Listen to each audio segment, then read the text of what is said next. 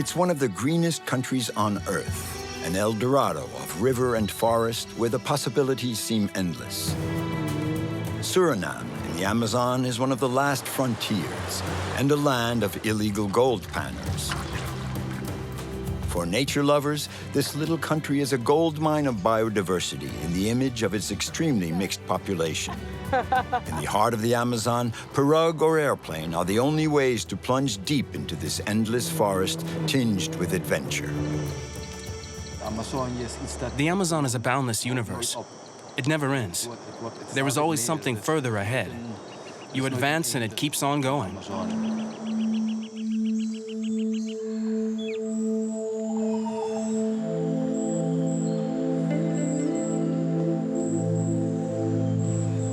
Fabian Vas is a Boeroe, a white descendant of Suriname's original Dutch colonists.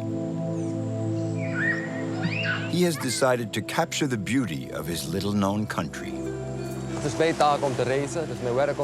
My job is traveling the length and breadth of Suriname to fix the country's most beautiful sights on film.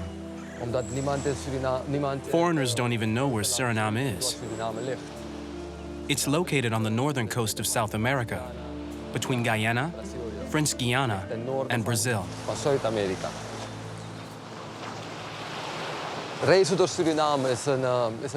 Traveling in Suriname is always an expedition. The infrastructure is poor and there are hardly any roads. You have to use the rivers to get around. That's why traveling here is always full of surprises.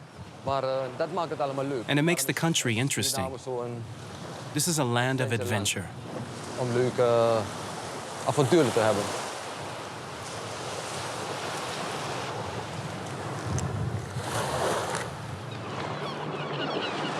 Fabian loves the wilderness and exploring unknown territories, photography, and the people he meets in his life. He has made a name for himself in this little country, flanked by the Amazon on one side and the warm waters of the Atlantic Ocean on the other. When you're a stranger and you enter a village, the most important thing to do is be respectful. Before I start shooting in the village, I have to go see the chief. I have to thank him for allowing me to photograph the village and the villagers. You have to respect the people. Explain to them exactly what you're going to do and be polite. It's normal. You're on their territory.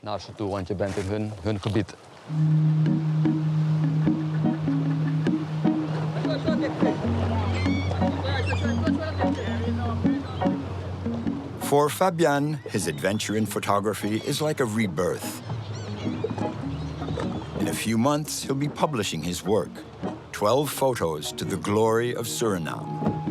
His photo reportage begins with the Amerindian fishermen of Galibi, then plunges into the limitless forest, where the young photographer's life nearly hit bottom.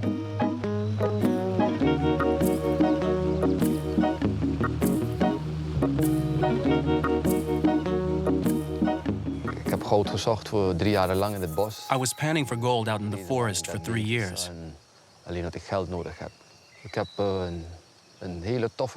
I needed money. It was a great experience, but I was always in danger. It was really quite something. I wouldn't sleep. I'd be there in my hammock, afraid of being attacked.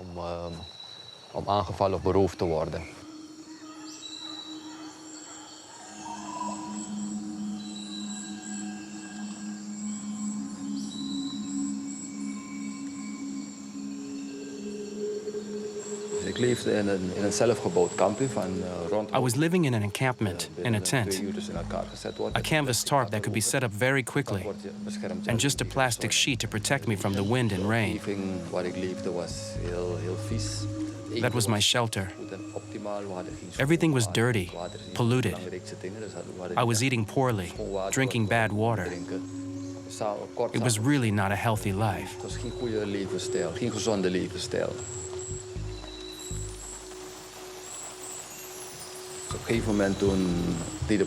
One day, there was a police raid. When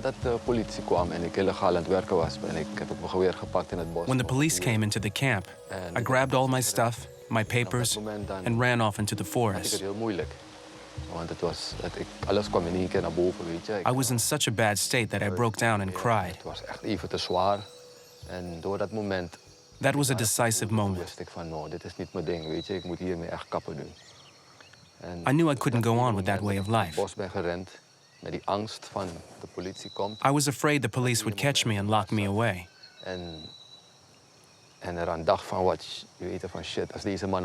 That's when I realized that it just wasn't worth the trouble. It was momentous, a staggering moment, even now when I think back on it. Het was een heel erg emotioneel moment, ook nu als ik eraan denk.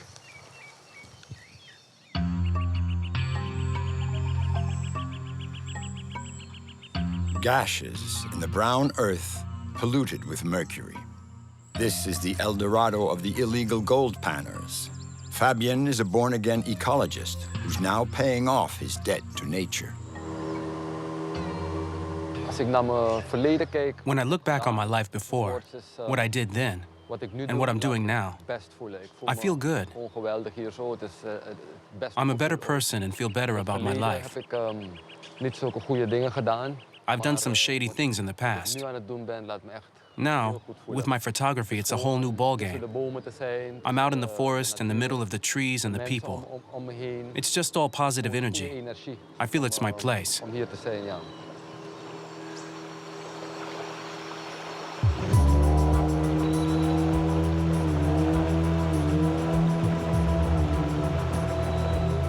Fabian is traveling up the Suriname River, one of the main arteries into the interior.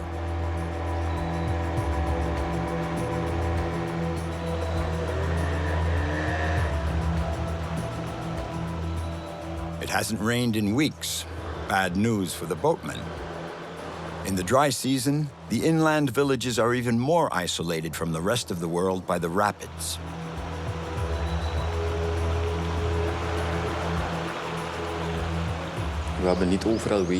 I love traveling like this, with no roads to get from one point to another. When you leave the city, you have to drive on dirt tracks. Then you have to take a pirogue for several hours and cross the rapids. When the river's low, you have to push the pirogue, help the boatmen through the rapids. Sometimes you even have to carry the pirogue when it's really low. Dat is vooral bij laagwater.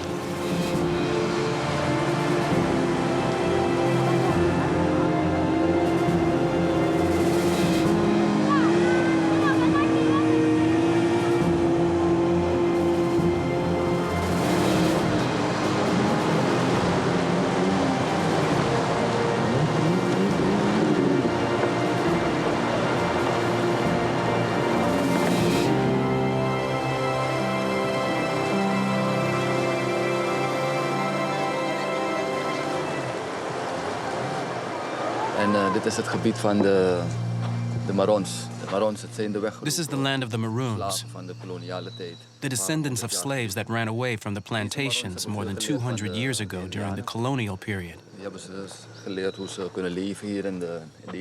The Maroons learned a lot from the Indians about surviving and adapting here. Now, they have their own way of life. Beter kunnen ontwikkelen.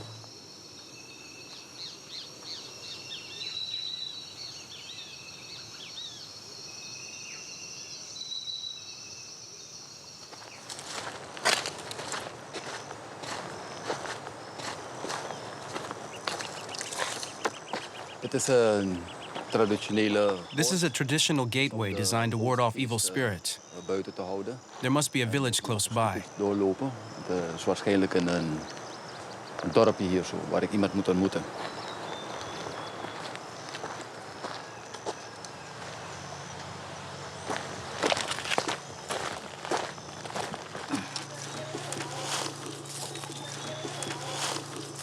Hello, ma'am. How are you? Fine, thanks. I'm looking for the person who makes pirogues. You have to go back towards the river. Is it far?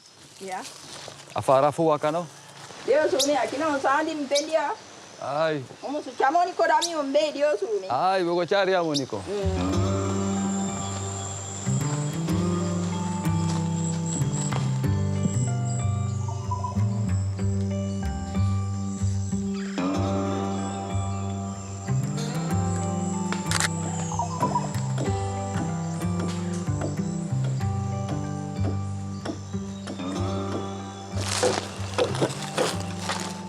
Ay, Hello.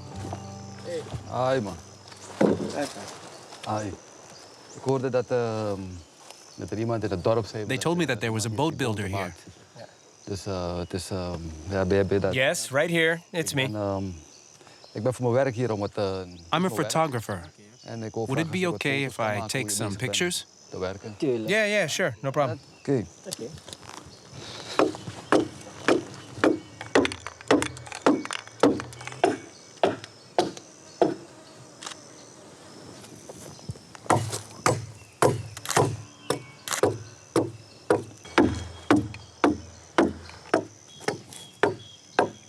Na dit proces, zo dat je bezig What's the bent, next zo is stage het, in the construction? volgende proces. Well, once I've finished hollowing out the trunk, I'm going to burn it, heat it up gently, Wordt het gebrand. and then I'll lay some palm fronds underneath it, Bladeren zie je van de then light them. bladeren. Dus net als dit dus. Ja, net als dat zet ik het eronder. After that, I have to wedge it open to give the pirogue its shape. Nou laat je gewoon als je klaar bent met branden. And when dan that laat step je is die finished, staan voor, 2 I let it dagen, sit out for a day or 10 two, dagen, dan kom je and then I'm going to fasten the planks right here to the sides. Zet je die zeeplanken. Alleen niet in hele Suriname. You can't find pirogues like this just anywhere. Only in the north of Suriname, Bijvoorbeeld in dit gebied. in the region of the Saramaka tribes. Waar de Saramakaners wonen, kunnen we alleen maar People here don't have cars. met boot. The only way to ship things around is by boat. In dit gebied. Dat hier Anything alles that we dat have to naar transport toe vervoerd goes by wordt pirogue. met de boot. En ook, That's why the daar villages grenzen al are so die close to the dorpen- riverbanks. Al die dorpen grenzen langs de rivier.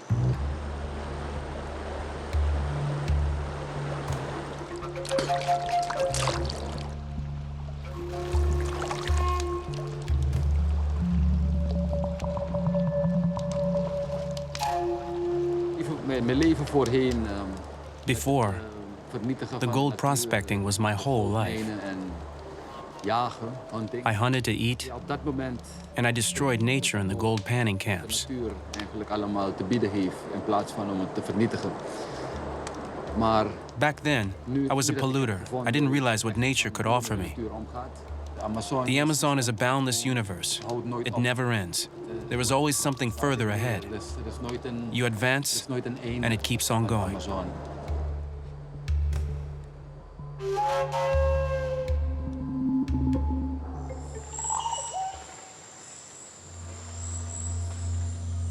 Brokopondo Lake, a vast reservoir of fresh water, is an otherworldly landscape, a parcel of the sunken Amazon.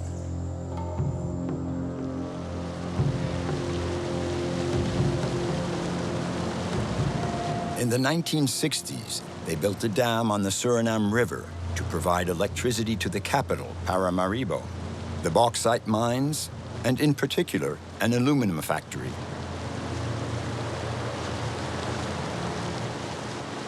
Nou, deze eilandjes die je ziet, het zijn allemaal... Those are islands over there. Moet nagaan, het lijkt gewoon op een They used to be hills. Normaal tropisch, wow. You have to imagine that this used to be a mountainous tropical landscape. Hebben ze gewoon gedampt en water With the is gaan dam, stijgen, dus alles the is water verdwijnt. rose and submerged everything in the valleys, Bergtoppen. and the hills Heel became speciale islands. plek. Heel mysterieus. Hoe de bomen It's zo very water zijn mysterious. en dan ondergelopen is. The trees underwater here. This has been a sunken forest for more than 60 jaar of years. zo.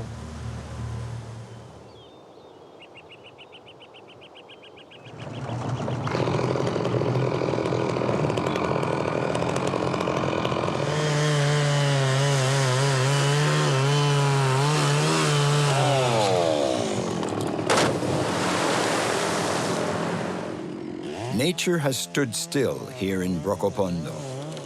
When the tropical forest was submerged beneath fathoms of water, no one imagined that they were, in fact, sinking a treasure.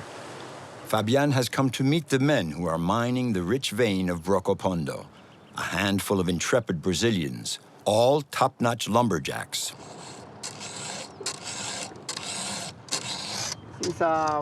If the water's clear, it's good. We can work. We can see what we're doing, but if it's murky, it gets tricky.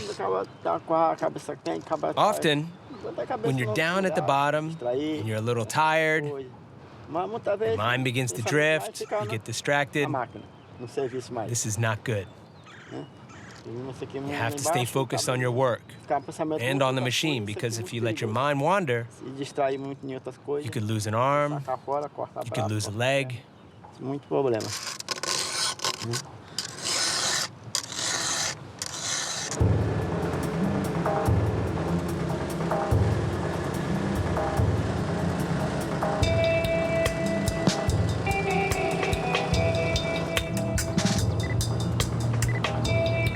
The treasure of Brokopondo is down at the bottom of the lake. Mahogany, angelique, amaranth, millions of cubic meters of precious, rare woods of the Amazon. As a general rule, logging trees here is not good for nature. But in this lake, you can just serve yourself. All the trees are dead. The tropical forest is as old as the world. We have to protect it. But here, the wood has been underwater for a long time.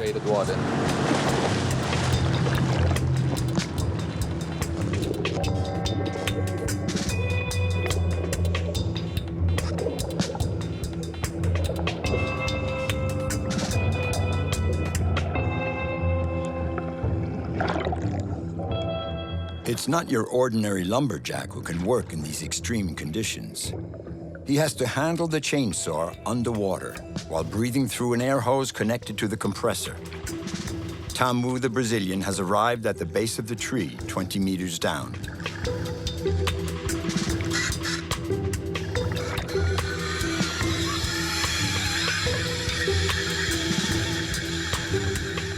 The long immersion in the water has made the wood rot-proof and of a very high quality, as hard as rock, which makes it so valuable.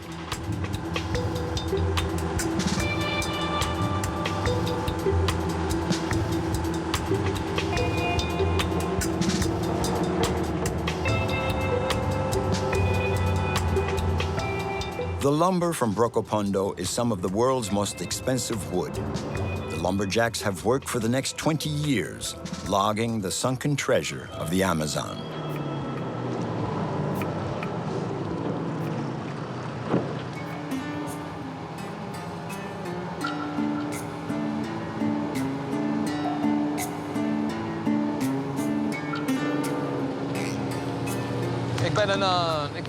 I'm an adventurer. I love going into the forest, being there. I really enjoy it. It makes me happy. Adventure, adventure, and more adventure.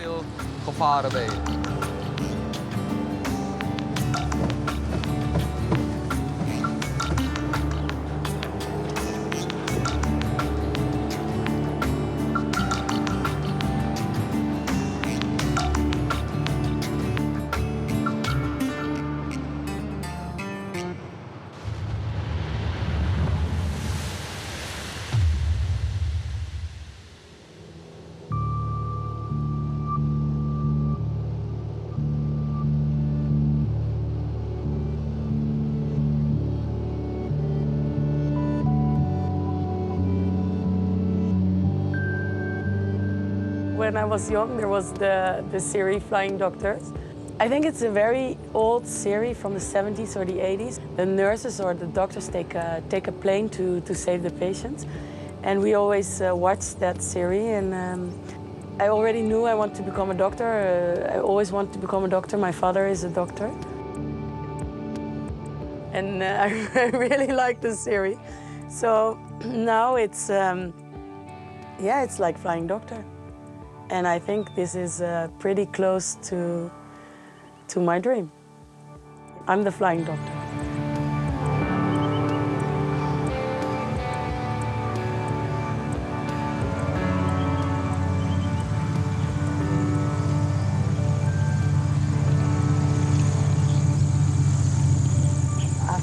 ACT, Ronnie. I deliver everything. The post, sometimes rice for the people who work here. But now we don't have, but yeah, we take everything. For the tribes of the Amazon, the doctor always arrives by air and never empty-handed. Water is lager. Rosanne Percher, 35, is Suriname's only flying doctor. She works for Medische Zending, a medical and humanitarian mission. She crisscrosses the Amazon by plane, helping the communities isolated in the vast tropical forest. Well, I did my specialization in tropical medicine, and for that I went to Ethiopia. And I always loved traveling, so I've been to many countries in Africa. And I've been to India for a long time. Rosanne has always preferred field medicine to a comfortable consulting room in Amsterdam. This is her profession and her passion, and it has made her a kindly, generous person. Rosanne visits the village of Apetina on the shores of the Tapahoni River at least once a month. The village practical nurse is there to greet her. Helpt nooit als hij mij ziet, toch? Oh, toch wel, toch wel. When a child has an attack, I treat him with a vaporizer. Now, the parents have to know how to do it too.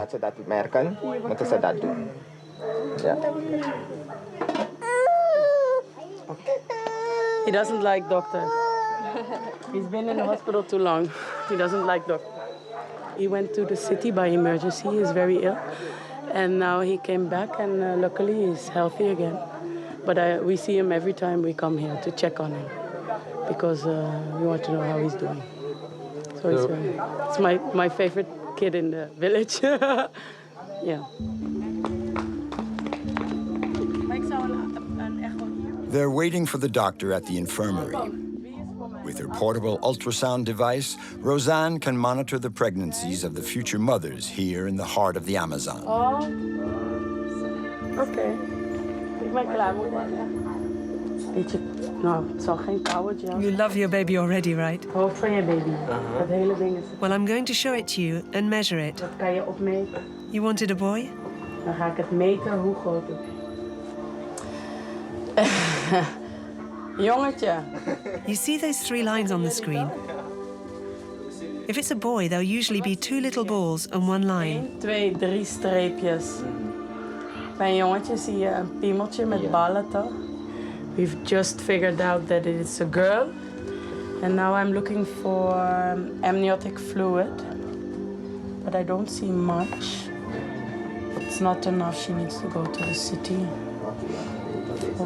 Because she doesn't have a big belly, Maar ik had meer jongens. Oh, omdat je zo overtuigd was van haar. This young woman risks having problems in her late pregnancy. Rosanne has to persuade the parents that it would be better to go to the city for the last few weeks before the birth. Als de gelegenheid er is, mag je mee. Sometimes they don't go because they don't have a place to stay in the city. They don't have funding. They prefer staying with their families. So sometimes in these areas we have very difficult labors because of the people we advise to go to the city, just stay here. And we understand that they stay here, but for us, it's better if they go to the city. So she knows, and she's going to talk with her family about it.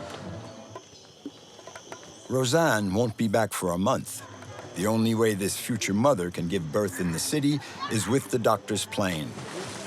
When the river is at its lowest, it takes weeks by pirogue to go from this village to the capital.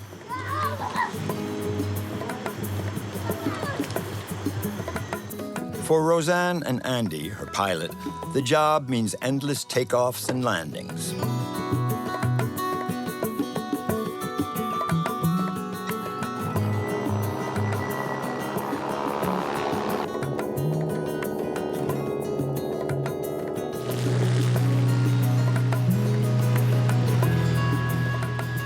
Andy, also Dutch, gave up his real estate job in Europe to become a pilot for MAF, a Dutch association that uses its fleet of planes to help isolated communities the world over.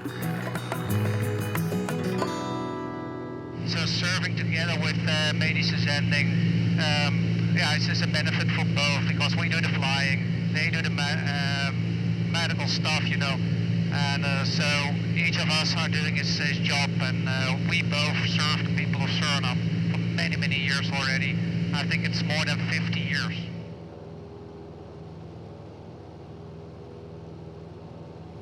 Well, sometimes we talk, sometimes I sleep, sometimes I think about my life, my future. This is a very good place to do some,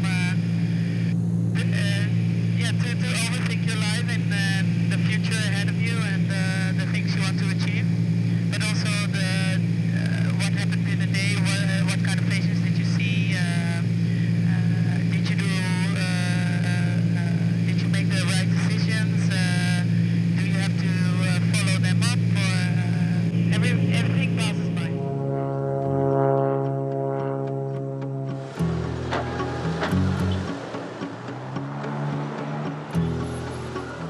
3/4 of this little country's population lives in Paramaribo, the capital. This is where the headquarters of Medische Zending, Rosanne's medical mission, is located.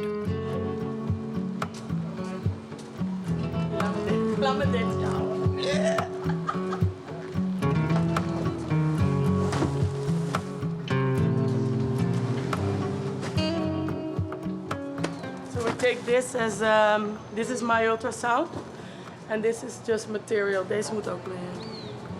Material for the polyclinic, for the patients, some medication, some equipment, and vaccine. Every time they set out, it's an expedition. The doctor's plane is not just a medical liaison. It's a veritable lifeline between the capital and the villages inland.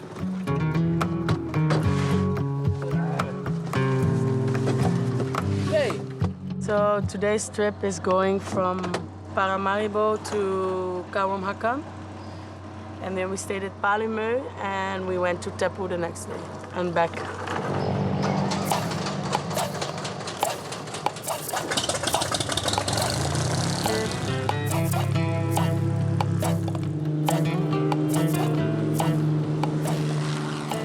The village of Kawamaka is an hour and a half from the capital in the region of Upper Maroni. This community of Wayana Indians lives in the region where Suriname meets French Guiana. This is where the borders start to become uncertain. No one ever comes here, apart from the illegal prospectors of the Wildcat gold mines.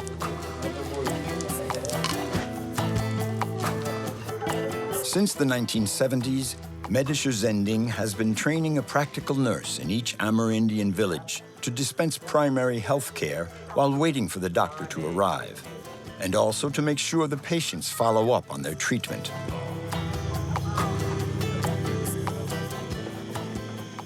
Hi, Meep. Meep, the village chief, is also Kawamaka's practical nurse.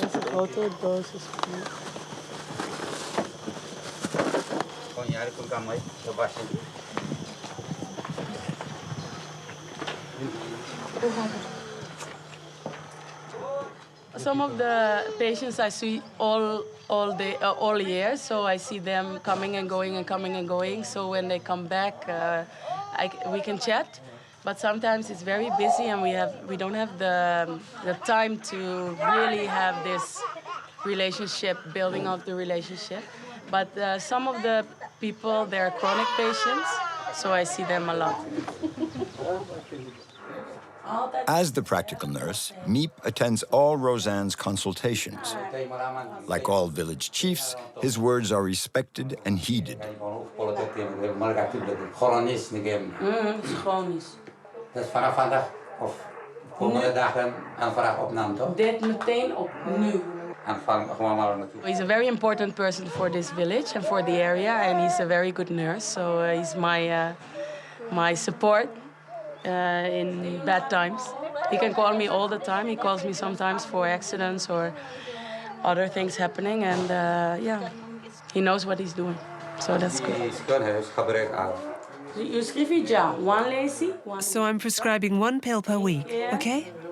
Per week. Oh, yes, you like to laugh, you. Roseanne has a 2-year-old son and is expecting her second child. This has changed her status in the eyes of the Indian women. Je ziet geen slijm en je hoort geen slijm. Is hij benauwd?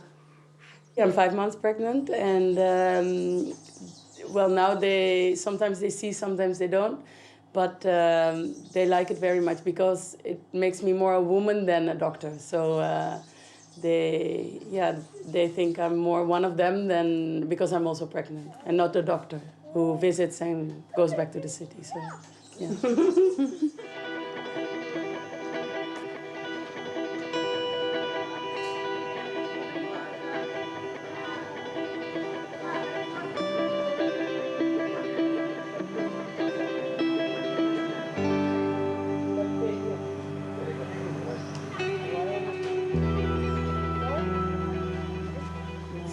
This work gives me great pleasure and great energy, and so I keep active as long as I keep active.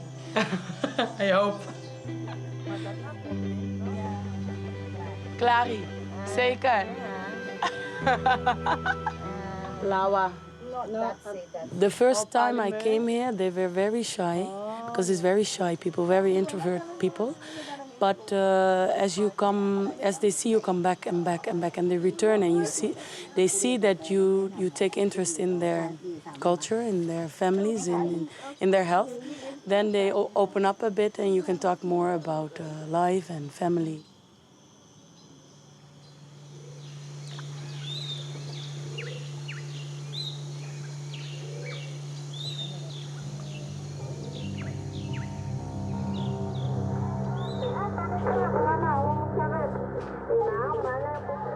Roseanne has just received an emergency call.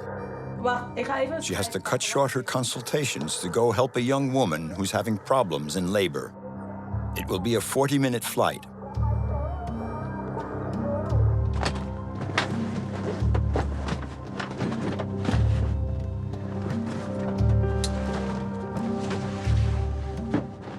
So now we have an ambulance waiting for the doctor. If she is ready with the patients right now, we can go. Well, we have 2 very sick patients in different places, different areas in Suriname. So we're leaving here now and going to fetch them. And there's an ambulance waiting in Paramaribo to get them to the hospital. Clear!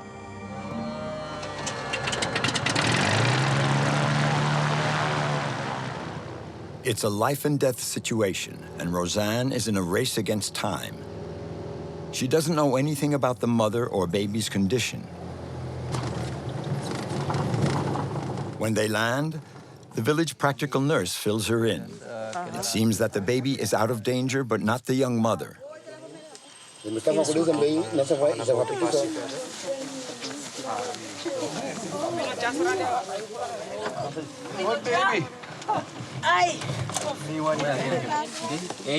Every year, they carry out 200 medical evacuations through the skies over the world's largest forest.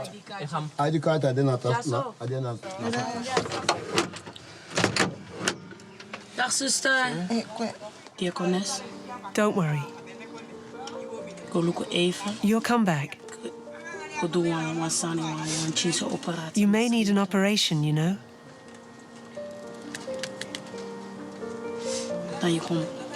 Then you'll be able to come back. You'll have to be brave, okay? Okay? Okay. You want some water? Okay. It's time to go. If she wants to lie down, she can go over to the other side.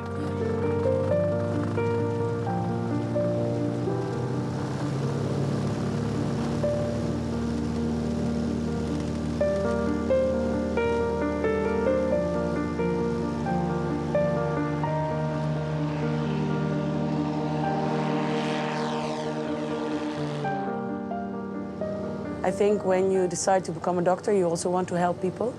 And in some countries, it's just your help is very useful. It's more useful than maybe in Holland. So that's why, and I think now we're here in the middle of the Amazons.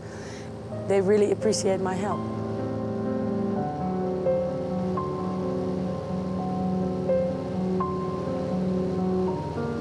Here, the people just live day by day. They take life as it comes, and they cherish it. And for me, it's a very valuable lesson that you should always, appreciate your day as it comes. I can contribute more than maybe I could staying in Holland.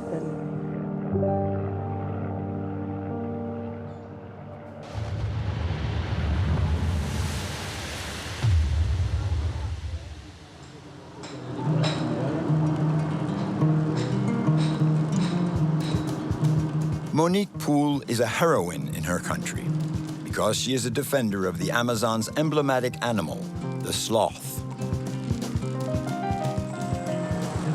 I think we humans are doing a lot of damage to nature, and I think this is the best thing we can do. We have to help these animals back into the wild where they can live.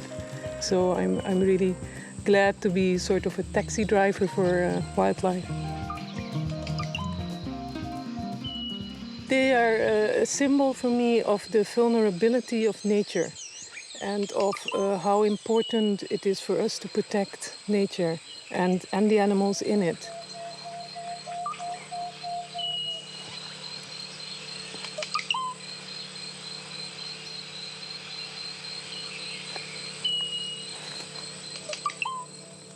This animal always seems to be smiling, and it has a charming, peaceful nature.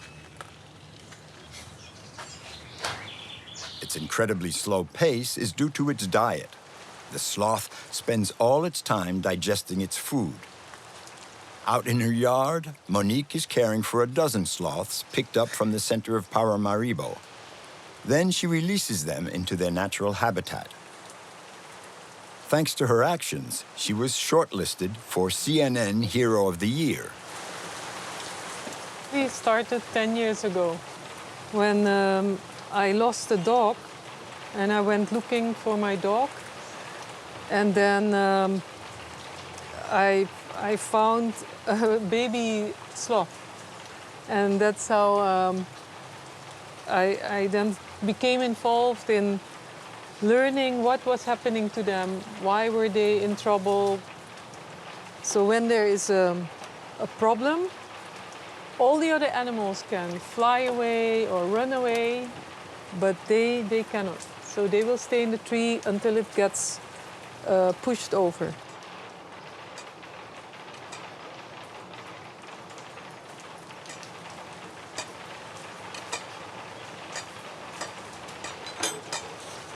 Monique's yard is a little Noah's Ark, a haven for the more fragile creatures of the forest.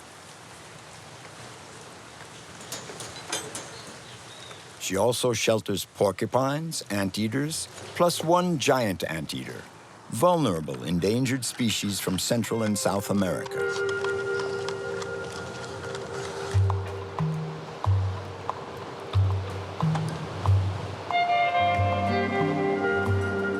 Monique Poole's nickname is the Sloth Lady. Over the past 10 years, she has saved hundreds of animals. Little by little, a team of volunteers formed around her, and they created a foundation, Green Heritage Fund Suriname. She may not be a biologist, but she has become one of the world's foremost experts on sloths. We don't know enough about the populations. Only recently we found that this species that we have in Suriname, the three-toed sloth, is only limited to the Guyanas, to Brazil and Venezuela. Before we thought it had a much larger range. And so we don't really know all that much. Here at the coast, we see a lot of animals. So we even don't know really what the distribution is. So that's why we're trying to do research on where they are, what they do, and we work together with all researchers in the area here.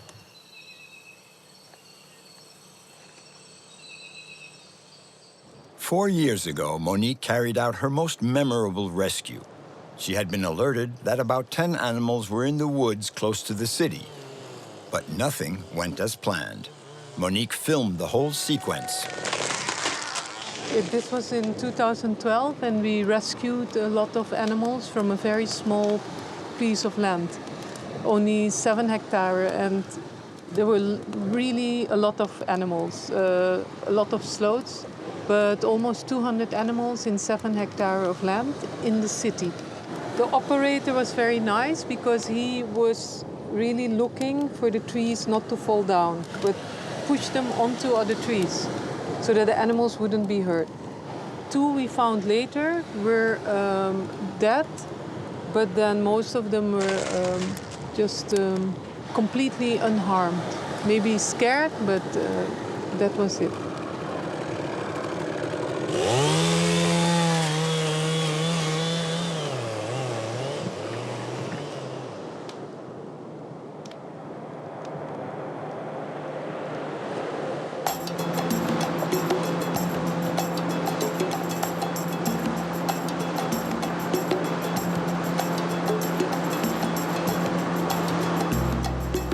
Monique also has another passion. About 40 kilometers up from the open sea, the estuary of the Suriname River is home to a rare endemic marine mammal. This morning I have a special meeting with nature and with the dolphins. They are right there. The Guyana dolphin is very difficult to observe. Twice a month at dawn, Monique does a nose count of this little sedentary school of dolphins. For 10 years we have been following the dolphins and trying to see where they live, what they do during the day, and see what they eat, what affects them.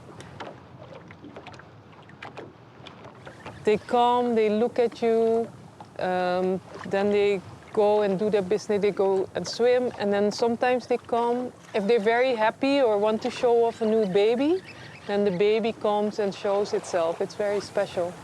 This is, I think, in the whole of South America, a unique river for this type of dolphin.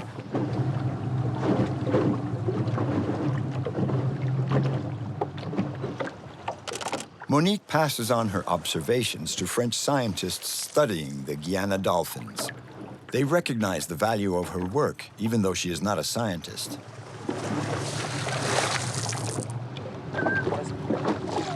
Actually, since I was a little child, I always loved nature. I wanted to become a biologist, but then I studied something else. I studied languages. So this is like still my passion from being a child. Now, to still be close to nature and be able to do something for nature, it's really fantastic.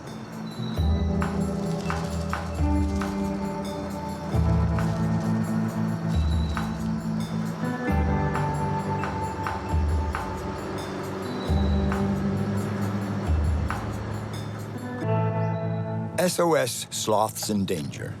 Every week, Monique gets dozens of calls to pick up stray animals in the city, in yards or houses, all settings where the sloths can't survive. It's an emergency and the people are worried about it, either maybe because they have dogs, maybe they have small children, and so they are maybe afraid. We will find out when we get there. You have to be really careful though.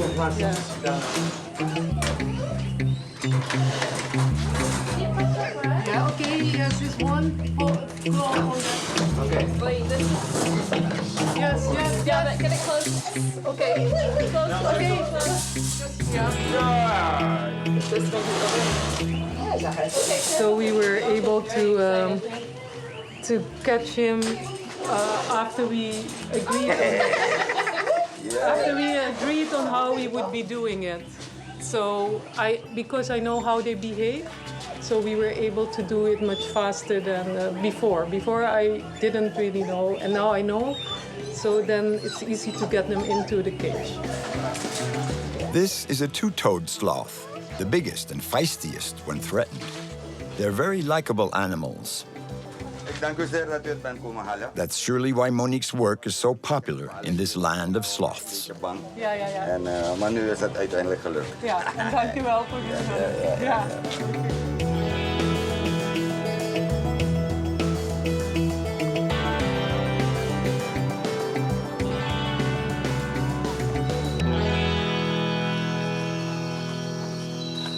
Hey, we gaan je loslaten, hè? Een beetje rustiger. Today, Monique is going to set free the very healthy sloth they picked up in town. Ik denk dat we nog een heel stuk moeten lopen.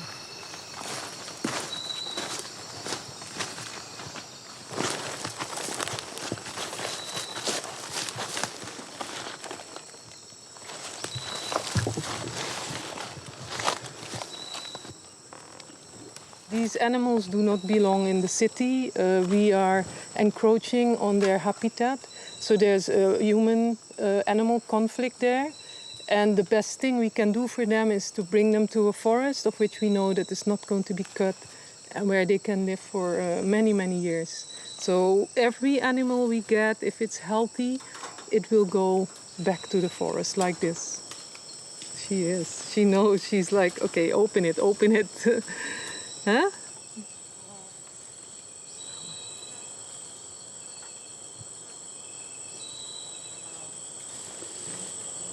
He's looking around to see what is his new home. So it's really looking where's food, where is a good place to sleep, and where can I stay safe.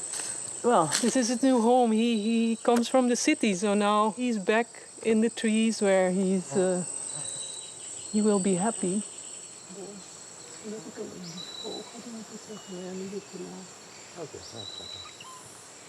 This is the most amazing moment of every rescue because this is where they belong. And so within a few minutes, you're not able to see them, but you know they're there. You know, these little friends I have, that they are there, they're watching me. And it's just a fantastic idea. This is where they belong. You can see their whole face is changing, their energy. They love, this is their home. So this is the best moment of every animal that we get is when we can let it go back to the forest. Yeah. Monique has managed to buy a small parcel of Amazonian forest thanks to the Green Heritage Fund. She's planning to build a large refuge for sloths here in a few months when she has collected enough money in order to ease their return to the wild.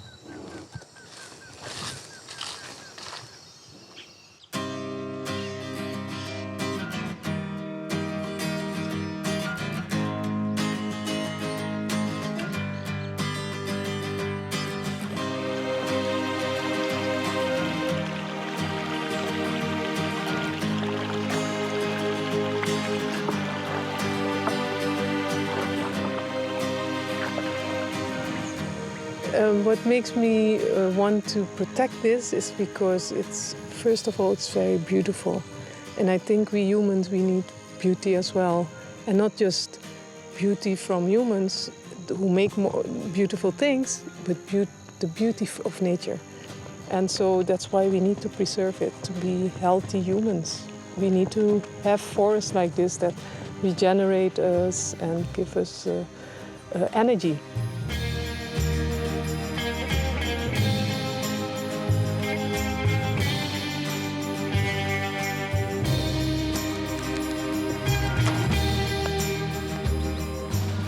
Monique came here to feel the pulse of the forest atop the Volksberg Dome.